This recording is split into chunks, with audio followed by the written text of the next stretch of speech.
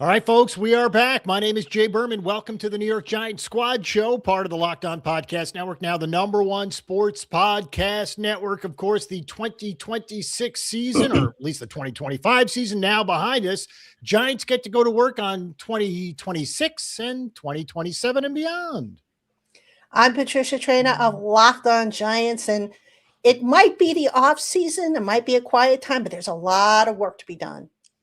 Hi, Mark Collins, two-time Super Bowl champion. So Punxsutawney Phil saw his shadow. So does that mean the Giants have extra time to fix their salary cap?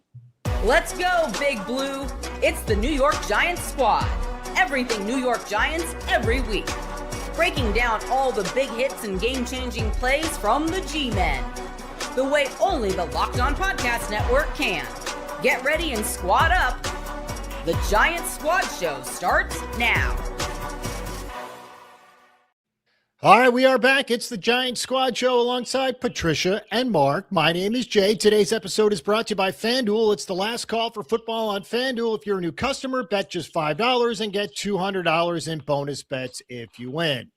Again, the New York Giants Squad Show is back. It is post-Super Bowl now, Patricia, in the leadoff spot. And the Giants have a lot of work to be done, obviously. We'll start with the offense needs. There's got to be plenty of needs moving forward. Oh, yeah. Look, they have a good young core in place. We keep hearing about that. But obviously, you've got to take that young core to the next level. But there's also a few missing pieces. There are also some holes that potentially might develop. We can start with the offensive line. What's going to happen? Are they going to bring back Jermaine Illuminor? Are they going to bring back Greg Van Roten? That's the starting side of the right side of the starting offensive line. So you got to make some decisions there. You got to decide what you're going to do at tight end.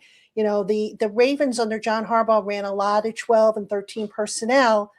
That's because they had good tight ends. So do the Giants try to replicate that? And then do they need another tight end, given that Chris Manhertz, Daniel Bellinger, they're going to be unrestricted free agents, leaving them with just Theo Johnson and Thomas Fidone II.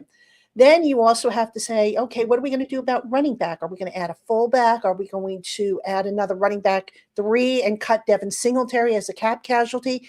So a lot of decisions, and I'll even throw in backup quarterback. And I'll say that because young guy, get him developed, because Jameis Winston, even though he's going to be here, he's not going to be here forever, unfortunately, which makes me kind of sad, because you all know how I feel about Jameis. But get a young guy in here who you can develop, and even if he never plays, maybe you trade him down the line for assets, kind of like what the Patriots did a few years ago when they traded Jimmy G to the 49ers for assets. All right, so obviously, Mark, there's work to be done, and we have pillars in place: Dart, Scadaboo, Neighbors, assuming everyone's healthy. But again, there needs to be help on offense. Yeah, and it all depends on how they're going to what's the plan to fix those needs, through free agency or through the draft. So that's where you got to figure it out, and then the cap casualties, all that stuff are going to play. It all depends on what they want to do. They want to replace the offensive line, some of the offensive line through the draft, receivers through the draft and through free agency. So it's all that's going to come into play on both sides of the ball. So there's a lot of work to be done, and I'm pretty sure that they started that process already. I know, being through this for X amount of years, there is a pecking order of importance. How are we going to get it done? Through the cap, through the draft? Can we manipulate to get a player to take a pay cut, to extend them, or whatever? They got to figure that part out. So there's a plan in place.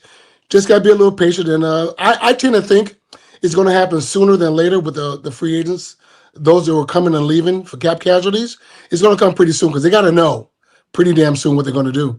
All right, obviously getting down to the nitty-gritty here, this is where, we felt good about the press conference because, one, it's a fresh face, it's a new era, it's John Harbaugh, it's the CEO. Everything is now fine and dandy in Giants country, but this is where the rubber meets the road. This is where the work has to be done, and obviously it is a key couple of week stretch here for Joe Schoen and company, Patricia. Yeah, absolutely. I mean, like Mark said, you've got to decide who you're going to keep, which contracts you're going to move on from. Now, before we started recording, I actually started putting together my notes for the next Locked On Giants podcast. The Giants don't have a lot of cap space right now. You know, they might have $7 million total, but they are in the red for the top 51, which they've got to get out of the red. It's only like 3.4, I think, 3.4 million, I believe. So the four guys that I'm looking at as potential cap cuts: Graham Gano, 4.5 million savings; Devin Singletary, 5.25 million savings; James Hudson, 5.38 million savings; and Bobby Okereke, 9 million savings. Bobby Okereke, by the way, having a roster bonus of 3 million due by March 15th. That's coming quick. So you know it's going to happen pretty damn quick. He may stay or he may go. So yeah, and then you go back a little bit. You gotta think, where do the Giants feel they need to start first to rebuild this team? Do you start on offense or defense? So all that's going to come into play. So, you know, the cap casualties, the guys who may stay and what may go, that's coming pretty quick, because you got to know what the money you have in your pocket, you can get back in your pocket, and the money is already out. You got to fix that stuff right now. Without that, you can't really do anything. It's interesting because there's been a lot of surprise hires, or at least surprise interviews, in regards to the coaching staff, and we'll get to that coming up. But there might be some surprise players either coming or going. So this is just not about the coaching staff, Patricia. There will be, I guess, maneuvers or moves for that, for lack of a better term, that puzzle people, good and bad. Yeah, you know, the big question the Giants need to ask themselves and be honest with themselves: do we reload or do we rebuild? I don't think they need to totally rebuild. When you think of rebuild, it's like tear everything down, start from scratch. They've got a foundation, and the thing that's missing right now is they've got, you know, if I can draw this comparison to a building and a foundation, they've got all the materials, but they don't have the glue, the common thread, if you will, to hold it all together. So they've got to figure out, okay, what kind of football team do we want to be? And just, you know, start to build towards that, build up that foundation, and then add your complementary pieces, your rookies, your free agents, all that stuff, and go from there. And they haven't quite done that just yet. I'm sure they're in the process of doing that. But, you know, we talk about the young core all the time. And yeah, they do have a young core, but do they have an identity? And I'm sorry, I know coaches like to say, oh, the identity is going to develop organically. Well, you have to have some kind of idea as to what you want your football team to look like. You can't just say, leave it up to chance and say, oh, you know, whatever happens, happens. That's just poor planning in my opinion. Yeah, I mean, there's going to be changes, like you said, Patricia. So, Mark, everybody needs to get on board.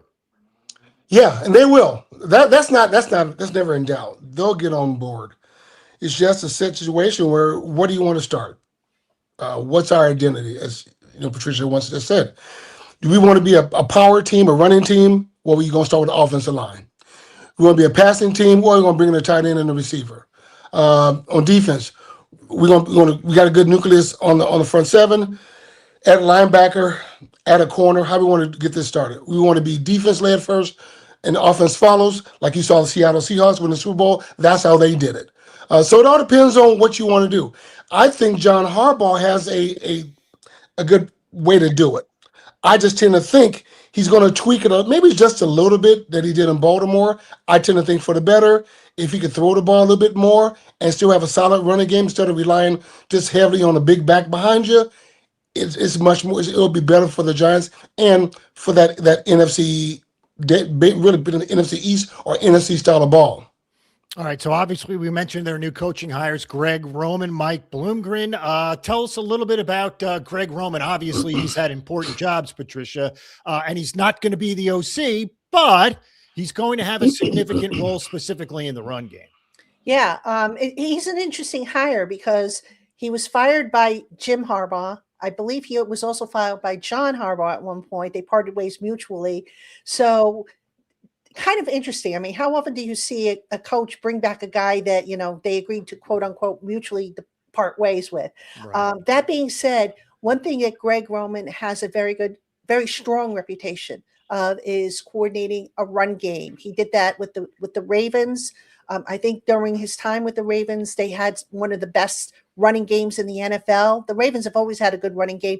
So it kind of gives you an idea. If you look at these coaching hires, it kind of gives you a little bit of a clue as to maybe what they want the offense and the defense to look like based on what these guys did in the past and what they ran and the type of personnel they brought in. So, I like this hire. I think if they had hired him as offensive coordinator, I would have been like, nah, I don't think so. But for a run game coordinator and a senior offensive assistant, I like the hire. Yeah, Mark, all yours. John has did exactly what I thought he would do. Remember last week I talked about how Nagy needs that yin and yang we had with Bellamy? He needed that. He needs somebody like Greg Roman to bounce stuff off of. And that's why I think John brought Greg Roman in.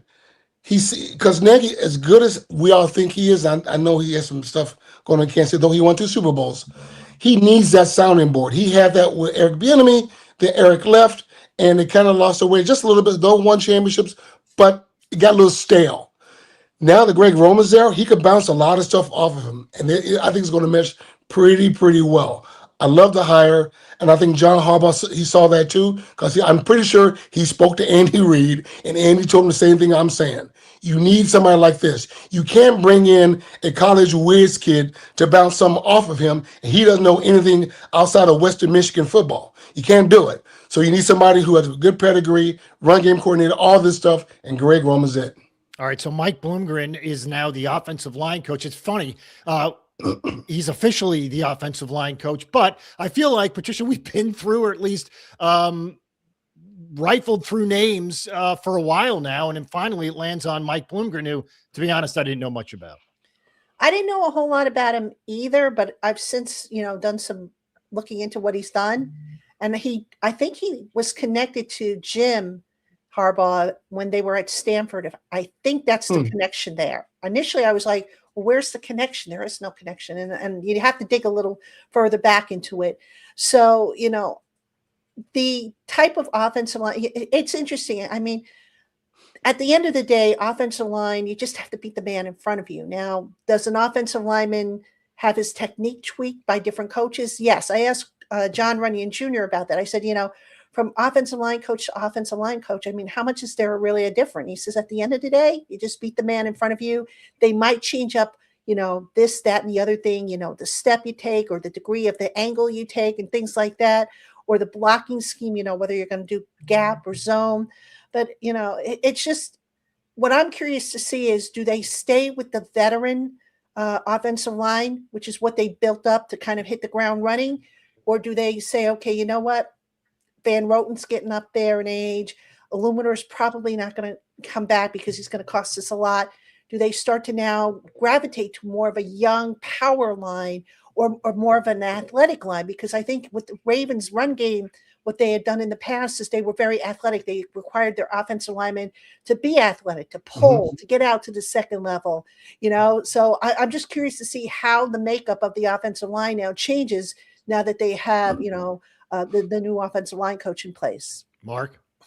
I know nothing about him, but one thing I do know about when coaches come to a new team, that coach is not going to teach you anything other than he make a suggestion that you, as a defensive back, hey, why don't you just try this? Why don't you just look a little bit more inside to get that extra read of a key? Just stuff like that. They'll make a suggestion, and so you can do it if you could do it.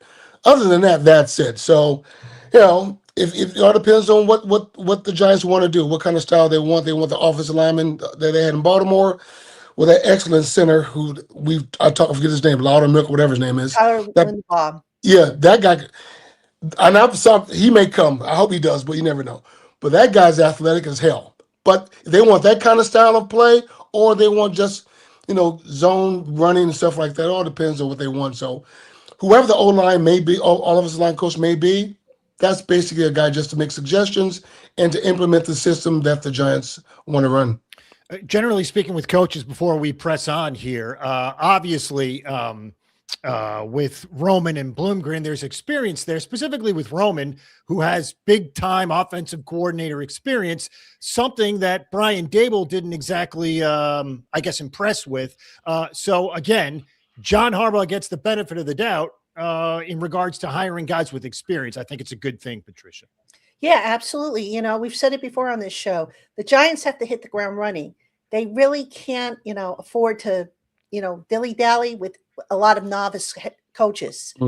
So if you look at the guys that John Harbaugh is bringing in, they all have prior NFL experience, and a lot of them who are coaching, the various positions had prior playing experience, be it at the NFL level or the college level at the same position that they are coaching, which is, another thing that I'm noticing. So, you trust Harbaugh. I mean, he's done this before. He's built staffs. He's had success. You like to, think that he knows what he's doing, and until proven otherwise, the hires are impressive. Now, time will tell if they really do make a difference. But overall, I'd have to say, just based on what we know about these hires that he's bringing in, it's heading in the right direction. I agree, Mark. All yours. Yeah, it looks good to me. I mean, you gotta. Hell, the guy's done it in Baltimore for 18 years. His experience, what he's done as a head coach, as assistant coaches, you gotta more than give him the benefit of the doubt. You gotta give him credit. He's done it before, so this would be no different. He's put the pieces in place. He's got the coaches that he wants. He believes in them. He trusts in them. And now comes the hard part, I think, is can he get the players to fit the style of ball that he wants on the offensive and the defensive side? All right, our first break is now. We'll do that when we come back. Patricia and Mark and myself, Jay, will discuss potential cap casualties. Again, a very important stretch here before the combine. We'll do all that next. All right, let's tell you about FanDuel. The winter games are officially here, and if you're anything like us, well, you're locking in for events you only get to see on the biggest stage every 4 years. And that's why following the winter games on FanDuel just makes sense. From medal counts to individual events to finding your angle on the sports you care about most, FanDuel gives you more ways to stay connected to the action. The drama of curling matches that start slow and somehow gets intense pretty fast. Speed skating races decided by inches. Hockey games that feel different right from the opening face-off. Even niche events becoming most watch or when you're fully locked into the competition. Again, FanDuel keeps the entire Olympic experience engaging from start to finish. Again, FanDuel, the entire Olympic experience engaging from start to finish.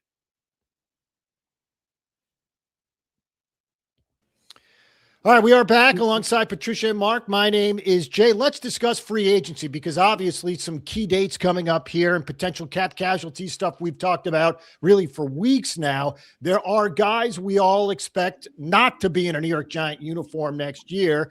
Obviously, that goes the same for every team. Cap casualties are part of the NFL, Patricia. Yeah, look, the NFL is a business, and unfortunately, this is one of the downsides of the business, that and training camp cuts, especially when you have guys who have busted their tails, from the moment they set foot in the building, usually around draft time to, the end of training camp. It's very hard for a coach, I think, to have to tell somebody we're going in a different direction. It's kind of like any job, really, if you think about it. When your boss comes to you and says, hey, we're going in a different direction, we're downsizing or whatever. So it's unfortunate. That being said, this is what bad cap management will lead to. When you don't take advantage of all the avenues that are available to you with the salary cap, you're going to have to do things like that. Now, I'm not saying that, that it would be an excuse to keep some guys who have, outweighed or have outplayed their usefulness, like a Graham Gano, for example. Guy's been injured a lot, so you move on from him. But I'm talking like a Bobby Okereke, who I think is still a very good player, but the cap hit, unless you can get him to take to extend his deal or take a pay cut, which I don't think he would do, that's a tough one to have to do. Tough business, Mark. Yeah, and it's sometimes, it's about the money. And if you can upgrade your any position, you can upgrade from what you have, you do it. And that's business. The one thing that you cannot really say is business is the age factor. If you're a 30-plus-year-old player, then age comes into play more than the financial part. So that's the disappointing part about it. But everything else, it's all business. It's just how it is. You got a kicker who's always hurt. Well, hell, if you can't stay on the field, then maybe we got to look for somebody else. If you're a corner and you can't cover or you can't tackle, well, that's a position we got to look to upgrade, and maybe we do it through the draft. I don't see the Giants bringing in a player who's older than that said corner, you know what we're talking about, and making a lateral move and giving him a lot more money, or you just do it through the draft. So there's different ways you got to do it, but some guys will be gone, and the reason they'll be gone is because of, I think the team they feel they can upgrade those positions based on that and financially. Let's be honest. It's a 4-win team with a couple of those wins against tanking teams. So essentially a 2, 3, 4-win team with a new coach, with a new staff. Patricia, I'd be surprised if you were surprised when things change. I mean, expectations, right? It's a 4-win team. Yeah, exactly. I mean, look, I felt that the team should have been better than 4 wins or 2 wins if we want to be technical about it. Right. They have the talent. They should have been better. Now, the question is, did they get the most out of the talent? Now, I get it. There were some injuries. You can't you lose a Malik Neighbors, and that's a huge blow. Mm-hmm. I'm sorry. You just don't necessarily replace a guy like that. But that being said, look at how long it took for the defense to turn things around. Once they fired Shane Bowen, the defense actually started to play a little bit better, didn't they? Mm-hmm. I mean, the proof's in the numbers. So, and that's because Charlie Bullen, who took over for Shane Bowen, got creative, started using guys a little differently, and started using them to the best of their ability. He optimized what he had. And that's where it starts. When you have coaching that doesn't optimize the talent that you have, you're fighting an uphill battle. Mark? So at the end of the day, they're a 4-win team, technically 2-win team. And yes, there's going to be changes. So when the new coaching staff comes in, they're going to look at all the film and see, what do we have? Yes, injuries had a major part in it, but the whole totality of it, what do we have? What kind of players do we have? Can this player fit what we're trying to do? Is this the type of linebacker we want in this set defense? Type of corner, kind of offensive line, whatever. Can they fit what we're trying to do? The rest will be gone. Not because they're a 2 or 4-win team. It's just they just might not fit. So no, we're not rebuilding. We may be retweaking some things because I think the team is still good. The roster is still good. So it all depends on what direction they want to do, how they want to do it, which players they feel that can fit the new style of offense and defense that they're trying to set and build on that. You know how fans like to pluck players from other teams and put them on their own team? Well, that being said, between Harbaugh and Nagy, I expect there to be a lot of rumors or innuendo or suggestions that Ravens and Chiefs come to New York to join John Harbaugh and Nagy with the Giants, Patricia. Oh, yeah, you see it all the time. And actually, it happens all the time. Mm-hmm. I mean, I expect a slew of Giants to go down to Tennessee with Brian Dable. If Devin Singletary gets cut, I predict Devin Singletary is going to land in Tennessee. I could see Jermaine Illuminor, if the money's right, going down to Tennessee to reunite with Carmen Brasillo. Happens all the time. It is nothing new. And, look, John Harbaugh in the coaching ranks, he has hired guys that he has a familiarity with or he knows of through his brother. Why not apply that with the coaches? Go to Matt Nagy and say, okay, who do you like from the Chiefs? Who do you think can help us accomplish what we want? Maybe it's Hollywood Brown. Maybe it's, a running back, whoever. All right. Same thing with Denard Wilson, the defensive coordinator. Who do you like from the Titans that you feel can help us? So, yeah, I mean, I'd be stunned if he said, we don't want any Chiefs. We don't want any former Ravens. We don't want any former, Titans. I mean, it happens all the time. So I'm curious to see who they bring up. And we talked about benefit of the doubt with John Harbaugh. He gets the benefit of the doubt here because he was successful in other places. So what, Mark, why wouldn't you want a Raven or two? Well, of course you do, because those guys you bring in can help the other players learn the whole game plan or a new situation going on with the new team. So you're going to see it happen. You're going to see The Chiefs have a tight end. He's like a third tight end in Kansas City. Hell of a player. I forget his name, but he's going to be with the Giants. He's going to be there. It's going to happen. So, and I don't mind it. I mean, I know back in the day, you kind of bitch and moan about, we called ourselves the Denver Giants, whatever. Yeah, it happens. But that's as a player's standpoint. But we know what's going to happen when you bring a new coach in. That's just how it is. Everybody wants to be familiar with the players who they coach. They used to coach, and the coaches want the players that they used to have them play in this system. So it's going to happen. Now, what also is going to happen is this. You're not going to see a flood of like 10 Chiefs or 10 Ravens coming over. It's going to be a select few. And those select few, maybe 3 or 4, who are some damn good players. And I'm pretty sure the Giants fans will go, oh, okay, yeah, I get it. So it won't be a whole floodgate of players from these teams. 3 or 4 players from each, and those players will be impact players. So nothing new. It always happens. And fortunately, I hope it works out. Hey, and to be fair, the Ravens and Chiefs have been good. Yeah, that's true. Right. Patricia, why wouldn't we want Ravens and Chiefs? What, exactly. I mean, it's kind of a no-brainer if you think about it. Now, yeah, I mean, you got to be careful. You don't want to become like what Mark was saying. You don't want to become the Denver Broncos East, like the Giants when Dan Reeves came in. Right. You want to have a balance.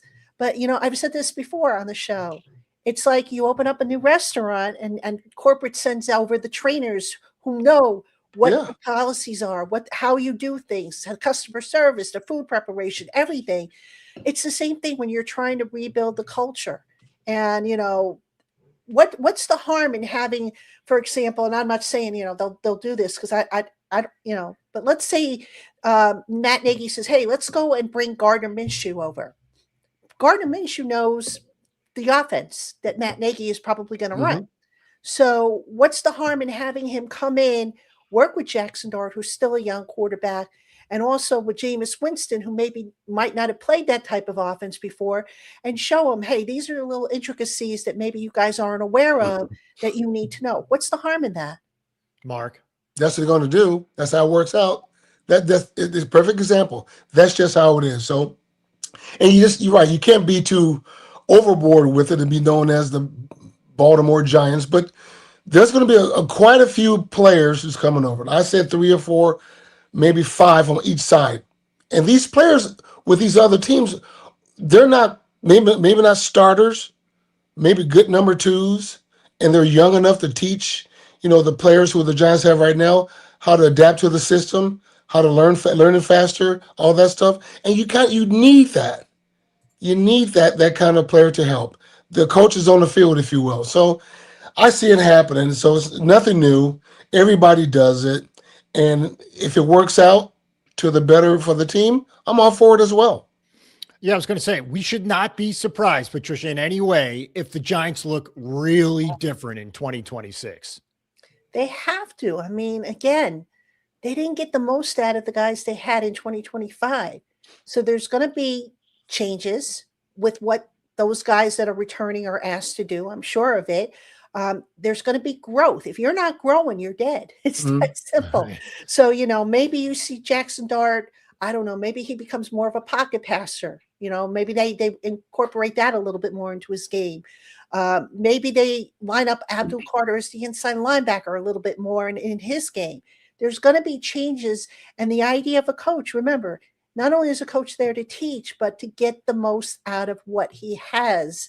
And I think we can all agree that last year, the staff did not get the most out of what they had until they started making changes on that staff. Yeah, Mark, it's not to offend anybody, but there's a huge difference between Dable and Kafka and John Harbaugh. Well, the huge difference probably would be Dable's never done it the way to the level of John Harbaugh. And that's huge. I mean, that's comparing apples to oranges. So, and Dable didn't know how to do it. To me, I think he was drinking from the fire hose. He was one of those guys was on the job training, learning. And that's tough in the National Football League. You could get away with in college to a point, not at a major college. You could get away with an FCS school or NAIA school, yeah. But in the National Football League, that stuff doesn't fly. So that's the major difference. John Harbaugh has done it on the major level and won championships. That's the big difference. So that being said, whatever John Harbaugh does, and so far, the staff he's put together, he gets more than the benefit of the doubt. He's got the stamp of approval from me, and I think from the fans as well. Yeah, we like it so far. Keep going. All right, we are halfway home on this New York Giants squad show in early February, post Super Bowl. And speaking of the Super Bowl, Dart and Scat had some interesting things to say about the new Giant era. We'll do that next. All right, let's tell you about TurboTax. Tax season doesn't have to take over your life. This year, TurboTax is making it easier than ever to just hand things off and move on with your day. With TurboTax full service, you can have your taxes done for you by a trusted local expert, start to finish, without the stress or guesswork. Instead of spending hours trying to figure out forms, you can meet with a local TurboTax expert in person or connect online. They handle everything from W-2s to self-employed forms and work to get you every deduction. You can upload your documents, go about your day, and get updates right in the TurboTax app. It's a huge time saver and gives real peace of mind knowing an expert is handling it.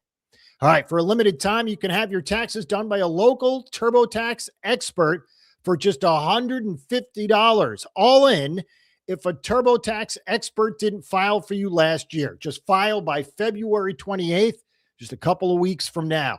Take taxes off your plate and get back into your life.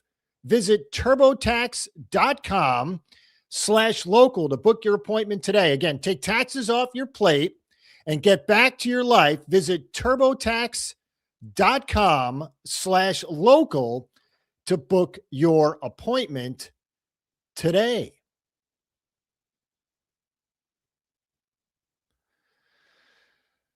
All right, we are back, and we are hanging out. It is Jay, Mark, and it is Patricia. Here we go. Hello, everybody. And let's talk about Dart and Scat. Obviously, they spoke at the Super Bowl and had some glowing things to say. One, love that they were there. Two, looks like Scat's pretty healthy. But again, excellent things to say, Patricia. Yeah, I mean, look, right now everybody's in a getting to know you stage. You know, it's early. There's a honeymoon stage involved, but you know what? I think what Dart and Scatterboo had to say, I think it was coming from the heart. You know, you can always kind of tell. You know what they say about first impressions, that sometimes you just know somebody's going to be, you know, good to be around, and sometimes you're going to know that they're not. I think John Harbaugh is somebody that the players in general feel is going to be good to be around, and not just because, you know, he's going to be the boss. You know, anybody who has come in contact with him, as I understand it, have had glowing things to say. It just so happens that Dart and Scatterboo, who are at the Super Bowl, they're two of the young leaders, the emerging leaders in that locker room. They're two core players on the offensive side. So I was not surprised to hear that. I know Dart has been in contact with John Harbaugh every day. And I think a big reason why we haven't seen a quarterbacks coach hired just yet is because I would be surprised if Dart is going to, you know, talk to whoever Harbaugh is considering, because that's the guy that Dart's going to have to work with. So yeah, I was not surprised to see that. I was glad to see them getting around. Glad to see that Scatterboo was on the mend, pushing forward, you know, optimistic he's going to be ready sooner than I think anybody anticipated. And I'm looking forward to seeing what those two guys can do. Yeah, interesting comments, Mark. Obviously, everybody's on board. And obviously, John Harbaugh knew the roster before he chose the team he wanted to coach. But again, Dart and Scat are two huge pieces that have nothing but nice things to say about John Harbaugh. Yeah, of course. And you ever plant a flower or a plant, and you plant it today, right? And you water it, and the roots really haven't taken. You find out, hey, you know what? I don't want to plant this here. I want to move this plant over here. It's easy to do because the roots haven't really taken and grown. You take that plant and you put it over here and you water and it starts growing, growing. That's Scatterboo and Dart. These guys only have 1 year in the league and they haven't put roots in the ground to really grow with the last coaching staff. Now they feel they moved to another coaching staff. Now that coaching staff has them, will implement the nutrients to grow that plant. And these guys see it. That's why they speak highly of them, because they see it as well. You plant those guys now and let those roots really take off. That's what they see. That's why you saw the words they're saying. That's what I see. You need that, and they get it. They see a sense of, hey, here's a coach who's done it. We have stability. We have a great foundation. Damn, let's go. That's what they're feeling. So yeah, I'm excited for them, and I'm excited for the Giants. All right, so we use the phrase copycat league a lot and have for a long time. That being said, Seattle, kind of a surprise Super Bowl champion. Not that they weren't good, but we probably didn't expect them to at least be there at the very beginning of the season. That being said, I checked the odds at the beginning of the season for both Seattle and New England making it to the Super Bowl. Those odds are similar to the Giants making the Super Bowl next year. So very interesting times. Could we have a Seattle situation next year for the Giants, Patricia? It would be nice, wouldn't it? I mean, I would, I don't know about you guys, but I would welcome the extra few weeks to talk, game as opposed to, getting into the offseason as early as we did. But, look, any given team can come up and rise from the ranks. I mean, we've seen it, Chicago did it, New England did it. And people say, oh, New England had a cupcake schedule. You still got to go out there and play. And P.S., the strength of schedule, I'm not a big fan of that argument because teams change from year to year. So you still got to go out there and you still got to play. You still got to score more points, all right? Cupcake or no cupcake. So that being said, what I like about what Seattle did, that defense, the creativity they showed. I mean, there were some plays that were diagrammed by Chris Collinsworth, and I'm sitting there going, wow, man, I hope the Giants incorporate some of that because I thought it was pretty clever, some of this stuff, and it was effective. And, another thing people said was, oh, New England with the young quarterback, he struggled because he's got to learn. Okay, yeah, I can buy that to a degree, but he still got him there. You still have to beat the opponents that you face. And he was the runner-up for the MVP. So obviously he was, it wasn't an accident, Mark. No, it wasn't an accident. He was a damn good player. He got him there. But here's two things that I think about it now. Seattle, I don't know the cap space they had, but they had some pretty flexibility in their cap. New England had over $200 million in cap space. So New England really used their cap, salary cap, to bring players in. And they did it on the defensive side of the ball. They're going, we got a young quarterback. Let's get the defense, get them going. We go defense first. We got a young quarterback. We go as far as we could go. They went to the Super Bowl. They lost. But they did that strictly on salary cap, the cap space they had, and built on the defense. Seattle, I don't think they had over that kind of money salary cap-wise, but they did the same thing. We got some cap room. Let's build the defense. We got a quarterback who's good, not outstanding, but he's been in the league for a long time. He can get things done. The coaching staff did a great job. They won the Super Bowl. Can the Giants do the same thing? The Giants don't have the cap space. Okay, we got it. How they're going to build the team, we're going to find out pretty damn quick. Do we have the coaching staff to get this done? Yeah. So there's different ways to get it done. So we'll see if the Giants, how they do it. So far, I'm thinking they got the coaching staff in place. Salary cap wise, got to finagle that. What players are going to get as far as free agency and draft, we'll see about that. Do they have the nucleus and the players right now in place to get those guys competitive? Yeah. So it's different ways to get to the Super Bowl. I think they're going to choose the way that they chose so far. They got a good coaching staff, head coach, good coaching staff. Just what players can they get to get it done? Teams like Seattle winning, I actually think is good news for the Giants. It's really hard to build a dynasty. And if the Chiefs win every single year with Patrick Mahomes, well, you want to get Patrick Mahomes. But Obviously, that's not the case in the NFL, especially after dynasties die. So again, why can't the Giants turn it around, Patricia? It's there. It's happened. Worst to first is a real thing. Of course it is. I mean, you need a little bit of luck. You need to have guys stay healthy. Again, you can't lose a Malik Neighbors or a Cam Scatterboo. You can't have those types of injuries, okay? But you need execution. You need a solid scheme. You need guys buying into the program, because if you got somebody who's sitting there and saying, this scheme, I'm not a fan of it. Now you're going to have the locker room start to splinter. So you can't have that. You need everybody on the same page. You need a little bit of luck, but it all boils down to how bad do you want it? How bad are you willing to work for it? And just going out there and willing yourself to be better than the guys across the line of scrimmage from you. Go ahead, Mark. You want to make sure that you have a team in place that can compete. And I'm not just saying just compete on a Sunday or a Monday or a Thursday. Compete for the whole season. Yeah, we know injuries are a part of the game. We got it. You just want to make sure who's ever out there, they're going to compete. They're going to play the scheme that you gave them to compete with. Play to the best of their ability.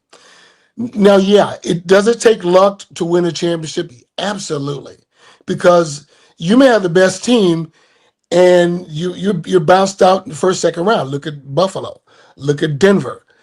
Great roster, but sometimes you got to get lucky. If the Giants can put together a team with depth, with real good, you got your number ones and a solid number two player-wise as backups, you got a good shot of going pretty damn far and competing for the Super Bowl. That all depends on who you bring in. So when you put your roster together, you got a good start. You got good starters. You got great starters. You better have a good you better have a great backup quarterback. If your quarterback goes down, you better have a backup corner who could cover. You better have a backup linebacker or pass rusher if your starters go down. It's about depth.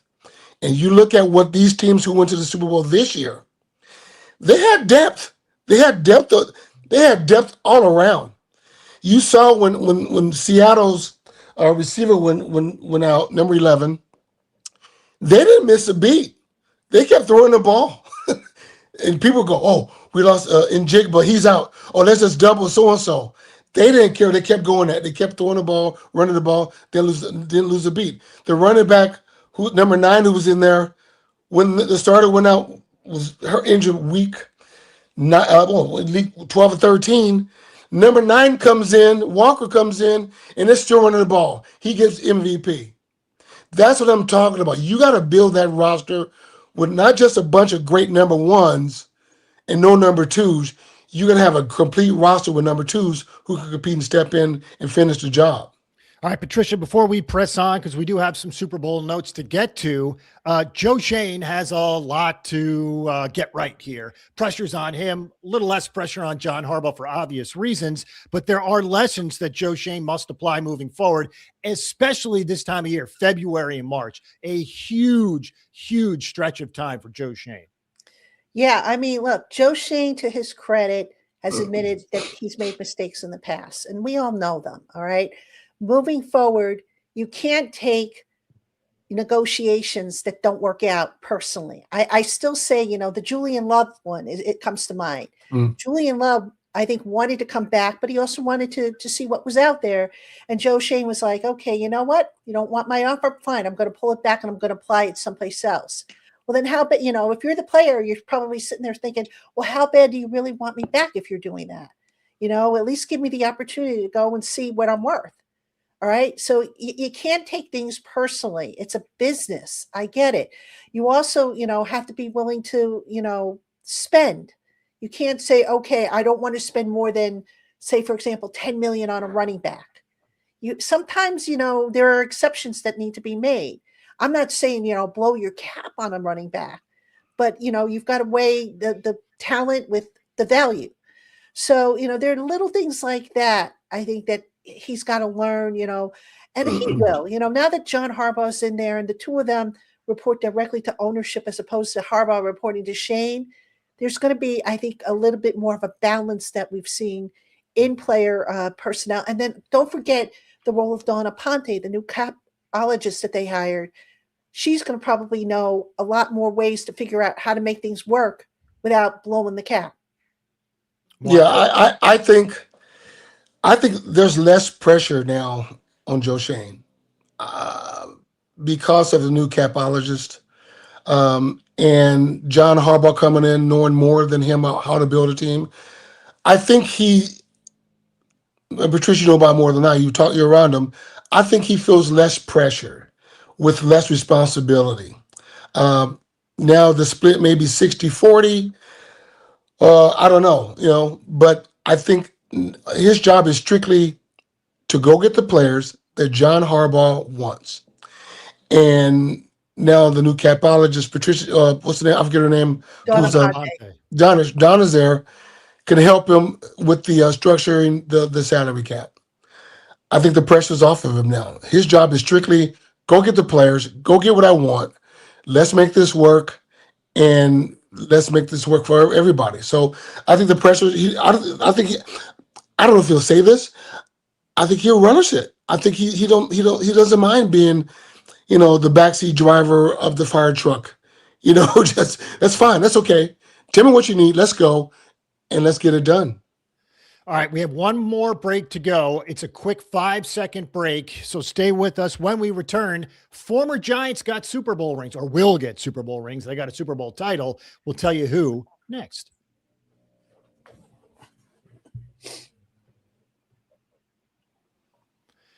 All right, final segment of the show alongside Patricia and Mark. My name is Jay. Julian Love, Leonard Williams, Drew Lock. They are Super Bowl champions.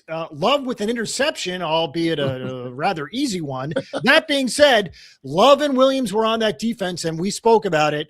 An astounding performance from the Seattle defense. Patricia, go ahead. Yeah, absolutely. And you know what?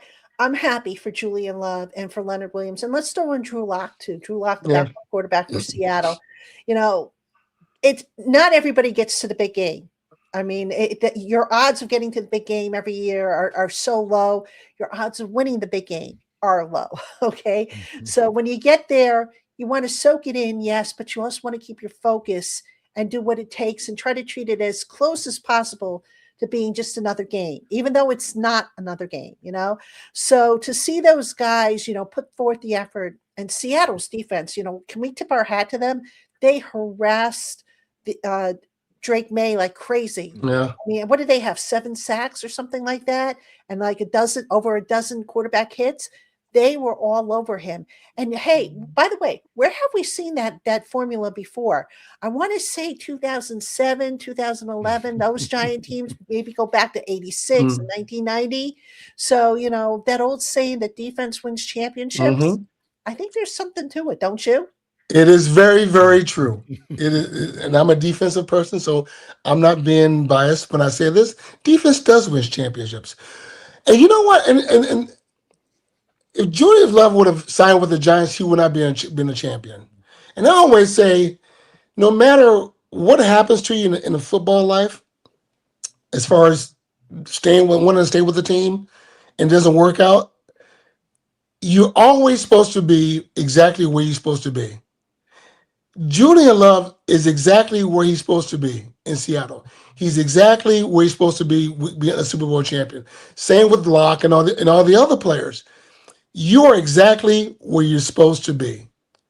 And no matter what happens to you, what happened with the Giants or anywhere else you traveled, now you are a Super Bowl champion. They can never be taken away from you. So I'm glad those guys got it, because if you would have stayed, you probably never would have got it, because this Super Bowl thing that we talk about, it's not guaranteed.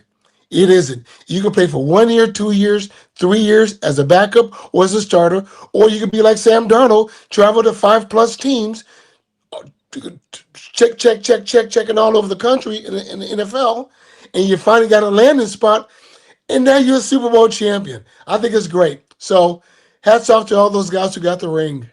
By the way, Leonard Williams and Sam Darnold were teammates with the Jets as Oh, well. God. And of course, Sam Darnold was a top pick. Yeah. With that being said, I actually think that's a good thing, Patricia, because it goes to show you're not going to build a 53-man roster through the draft. There's going to be guys from other teams, which is exactly what the Giants need. Yeah, and then the other thing, to take into consideration is maybe sometimes don't give up on a guy too quickly. I mean, the Jets kind of gave up on Sam Darnold rather quickly. I think for Zach Wilson, if I'm not mistaken, and that one just I go back to that move and I was like, what are the Jets doing? Then again, a lot of what the Jets are doing, I don't understand. I'll tell you. But anyway, I digress a little bit there. But yeah, I mean, sometimes look at. I keep going back to the old Giant teams, the 2017, which was, one of my favorite teams to cover. They brought in Kavika Mitchell, an inside linebacker, free agent. Okay, Madison Hedgecock, who was the fullback, they picked up off the street after he got cut. They brought in a bunch of guys that year who weren't draft picks, but who fit what they wanted to do and who delivered. Dominic Hickson, I think, was another one, wide receiver, kick returner. So, the lifeline of a team's core is the draft, but if you're smart about who you bring in free agency, why not? I mean, it complements everything, So yeah, I'm all for the Giants having a mix, but again, the core has to be the draft. Let's not mistake things. But free agency, if you use it correctly, it can help enhance the team. Yep, it all depends on the spots too. I mean, like I said, if you need a corner or a tight end, it's got to be a strategic ad. You just can't bring in guys, just guys. You got to be strategic at it, and that's why I like to think John Harbaugh bringing in Nagy and now Roman on the offensive side, they know who they need, what pieces of this puzzle we need to make the jumpstart this offense to be elite. On the defensive side, Wilson, he knows, you know what? I may need another safety, another corner, another slot guy to make this defense jump, make it work, to do what we wanted to do to stop these offenses. That's precise. That's precision. So, yeah, I like adding players, but they got to be precise players to bring in. There are obviously steps needed to be taken to get to a Super Bowl, and obviously there's luck involved, there's skill involved, all of it. That being said, the first huge step the Giants took was obviously hiring John Harbaugh. So, Patricia, check that box. We got that down. What's next? Well, you got to round up the rest of the coaching staff. We're still waiting on the quarterback coach. And then you just got to sit down and you have to say, okay, what do we want this team to be? What do we want it to look like? And those that fit what you want it to look like, you keep. Those that don't, you say, thank you for your service, but we're moving on. It's that simple. And then from there, you can shape free agency plans. Once you figure out what your budget's going to be and what you have to work with. And then you just go from there. And then you have the draft, what you don't necessarily get in free agency. Because everybody's like, maybe they go wide receiver in free agency. No, maybe they bring back Wan'Dale Robinson for all we know, or maybe they pick up an Alec Pierce or something like that. So I always say, and I know fans want to talk about the draft, and it's an exciting time. I get it, but see how free agency plays out, because sometimes that kind of eliminates what you need to worry about in the draft. I mean, I'm kind of surprised they don't flip it and they don't do the draft before free agency. I'd kind of be in favor of that, but I understand because, the older guys, then they're like, well, gee, there's not going to be any room for me, these younger and guys. Money. Yeah, exactly. And money. Go ahead, Mark. I tend to think from the quarterback coach, I don't think the quarterback coach is a big problem for the Giants. They got Nagy there, so that's not a big deal. If they add anybody, it's not top of the. It could be somebody who's just not learning the game, but it's not a big deal. Other than that, I like where they are. I'm tending to think right now they're ready to go with who we want to look at free agency. I think the coaching staff is already set. So a quarterback coach, whatever, no big deal. they're targeting the players they want through free agency, and they're going to be exact who they want. I think they're in that mode right now. As far as the draft, yeah, the scouting department, they're looking at players, and after this draft, I'm pretty sure this scouting staff will be fired. They're gone because John wants to bring in his own scouting department and that kind of stuff. So, but that's what they are right now. They're looking at exactly who they want to do, who they want to bring in, free agency, pinpoint those players, and the draft after this scouting draft, the players they want and they need to look at right now, this scouting department will be replaced by another. So that's what they are right now. All right, Mark, right back at you. And sadly, there is some sad news. Ray Handley passed away at 81, your former coach. And obviously, he's been a punchline here, and it's sad that he passed away. Your thoughts when you found out that Ray Handley died? Well, I'm sorry, and my condolences to him and his family. But as a coach, assistant coach, he's done some great things for us. 86 and 90, won championship with him. He was a running backs coach. A lot of great things he did with us. As a head coach, not so much. It just didn't work out. I never saw him as the head coach kind of guy. That just wasn't him. So once again, my condolences that he's not with us, but he's still a Giant. Once a Giant, always a Giant. And Patricia, I don't think he ever coached again after getting fired by the Giants.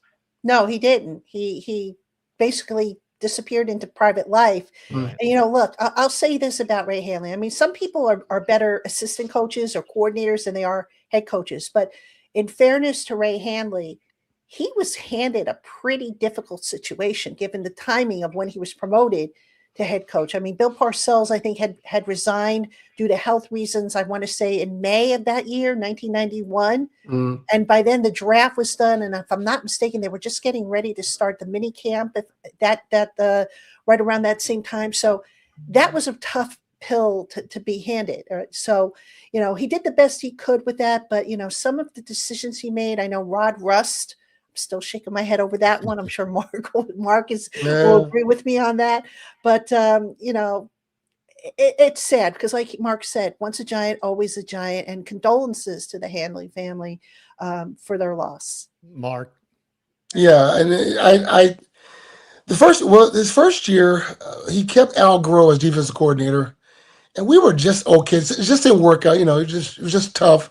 And I know the timing, we lost Bill Parcells and Belichick. And a lot of the guys who spoke up for keeping Ray to try to keep some kind of core there as far as coaching. It just didn't work out. Then the second year, all hell broke loose. And we just couldn't keep the ship afloat.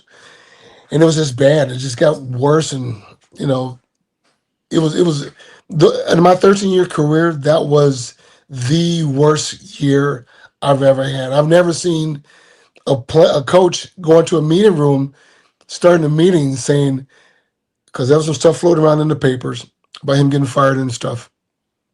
He started the meeting saying, "Hey, if I'm going down, I'm taking some of you some bitches with me." And after that, well, he had a mutiny on his hands then. I said, okay. Wow. Yeah. So you learned something new, folks. Yeah. God. Okay, that's what's going to be. So that's what it was. So after that, we went to the bottom of the ocean.